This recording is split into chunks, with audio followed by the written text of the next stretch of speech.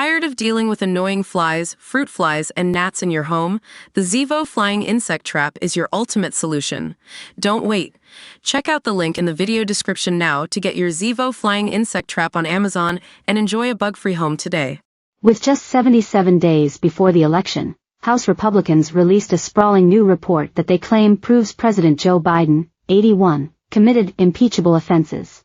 The nearly 300-page report compiled Republican findings over the last 2 years about the Biden family allegedly profiting off Hunter and James Biden's shady business deals by over $27 million through influence peddling. It also details claims that the Justice Department slow-walked federal probes into Hunter for gun and tax crimes.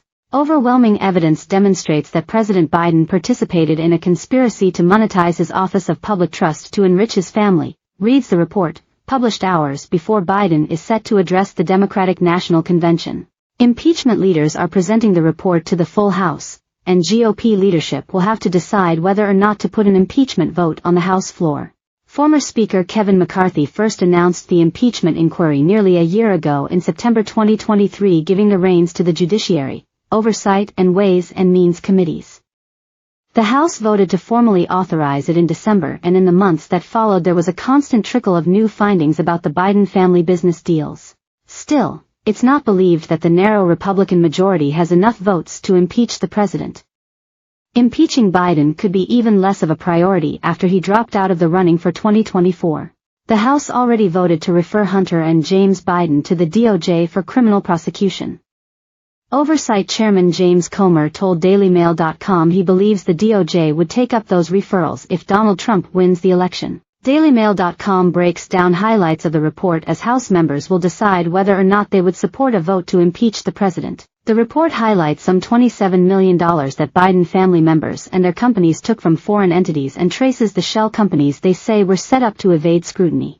The Biden family used proceeds from these business activities to provide hundreds of thousands of dollars to Joe Biden, including thousands of dollars that are directly traceable to China. James Biden wrote 2 checks to his brother Joe, one for $200,000 and one for $40,000, both of which were marked loan repayment. James admitted during testimony that he used money made in a deal with Chinese energy firm CFC to pay back his brother for the smaller sum.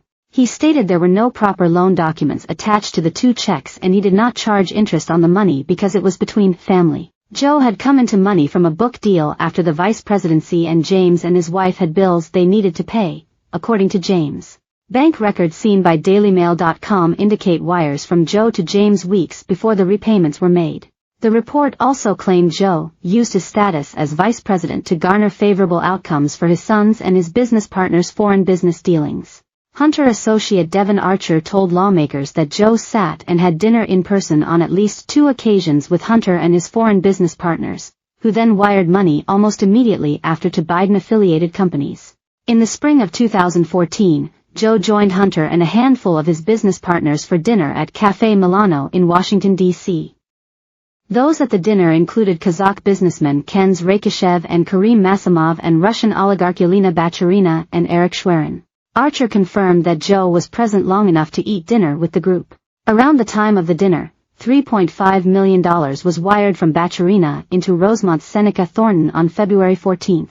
Months later, as Hunter was trying to close another deal with Bacharina, Joe said hello to her on a call and allegedly added, "You be good to my boy." Based on the totality of this evidence, it is inconceivable that President Biden did not understand that he was taking part in an effort to enrich his family by abusing his office of public trust, the report read.